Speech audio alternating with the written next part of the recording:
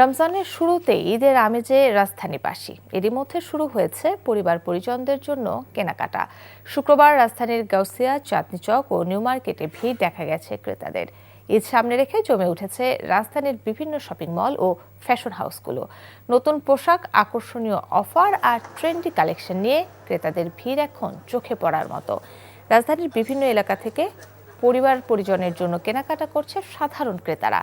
যারা ঈদের ছুটিতে আগেভাগে গ্রামের বাড়ি চলে যাবে, তারাই মূলত আপনজনদের কেনাকাটা সেরে ফেলতে মার্কেটমুখী হয়েছেন। কেউ ঘুরে দেখছেন ঈদ কালেকশন, আবার কেউ পছন্দের পোশাক কিনে বাড়ি ফিরছেন। বিভিন্ন রকম কোয়ালিটির আছে, যেমন ধরেন আপনার যদি একটু কাজ করা চান, যেমন ধরেন যদি 2500 থেকে শুরু করে 6-7 হাজার টাকা যদি নেন একটু ভালো পাওয়া যায় আর কি। প্রত্যাশা আছে এবার নতুন সরকার আইছে, ইনশাল্লাহ আমাদের বেচা ভালো হবে আমরা আশা করি। তো এবারের অন্যান্য তুলনায় আমাদের এবার টেনশন কম, কেননা ইনশাল্লাহ আমরা অল্পতেই যা হবে ইনশাল্লাহ উৎফুল্লমান থাকবে।